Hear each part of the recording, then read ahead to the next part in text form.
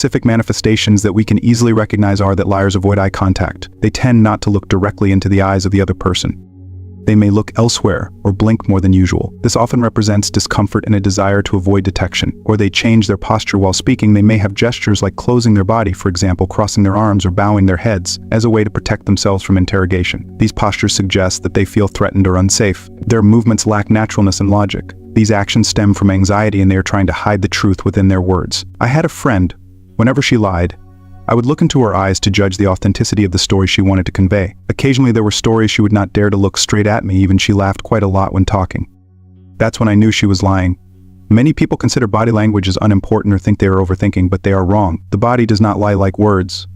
When someone turns their back on you, it's not just discomfort, they are trying to avoid facing the truth of the situation. Sometimes they don't want you to discover something they are hiding. Don't ignore these signs, even if you feel embarrassed to recognize and even more embarrassed to bring up. Body language is one of Birdie's set. If someone turns their back on you, they are creating emotional, mental, and physical distance. If you don't address the issue, the distance will only grow larger. Body language is not just simple actions.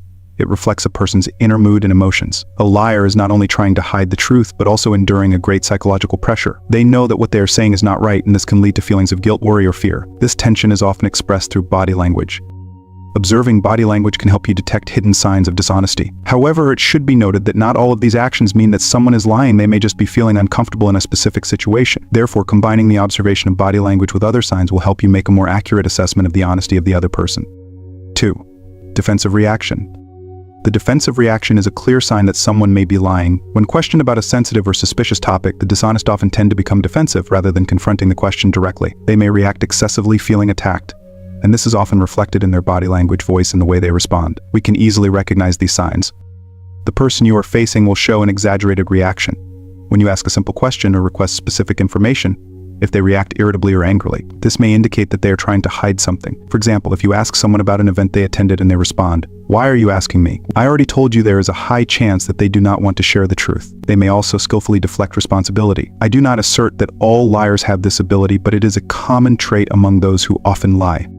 The liar may try to divert the conversation to someone else or another situation to avoid facing the question. For instance, when you ask a colleague about not completing a task, they might say, "But you also know that this project is very challenging." And we all share the responsibility. Along with the attempt to divert the conversation, they also struggle to hide their tension. Observe them, listen to their breath and their speech. They may have gestures like fidgeting, discomfort, or repeating phrases like "I'm not the only one in this" when asked. These actions clearly show that they are feeling pressured and uncomfortable. There was a situation in a group meeting. A member of the group, when asked about the delay in a project, immediately reacted by saying, "I can't believe you're asking me that. Everyone knows that things are very complicated and we've had a lot of difficulties." This reaction not only shows defensiveness, but also signs of deflecting responsibility to other members of the group. Instead of discussing the specific cause of the delay, they chose to blame the circumstances. The defensive reaction is not only a sign of dishonesty, it also shows an unwillingness to face reality or accept responsibility. When you notice these reactions,